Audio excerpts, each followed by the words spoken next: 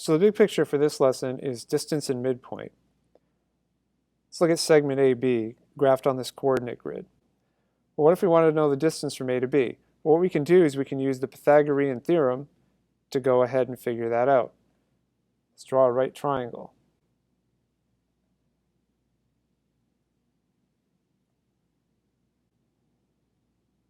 Okay, so now let's figure out the side lengths.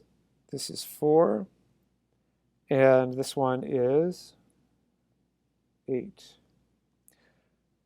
So this is the distance d right here, what we're trying to figure out.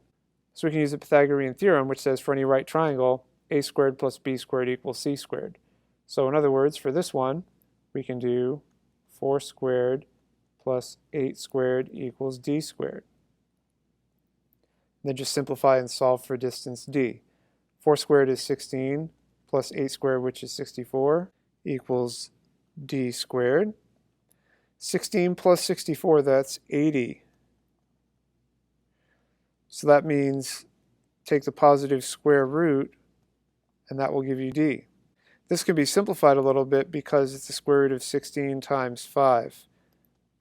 And square root of 16 is 4, so then it's 4 square roots of 5. That's the distance d. And you can do a decimal on the calculator if you want that type of an answer, but that's an exact answer. So to find the distance, just use the Pythagorean theorem. What if you want to find the midpoint? The midpoint is the point halfway in between A and B. Well, in that case, you need to find the coordinates of A and B. So coordinates for A, looks like that is -5, 2. And for B, that is 3 and then 6.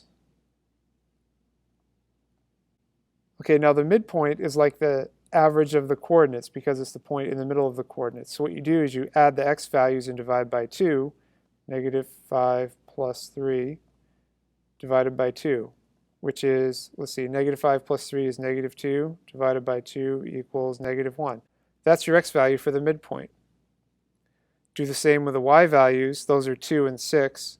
So 2 plus 6 divided by 2, that equals 8 divided by 2, which is 4.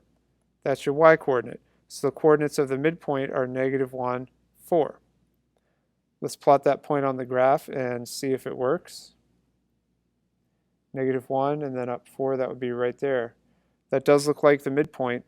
So that's the big picture for this lesson, finding distance and midpoint.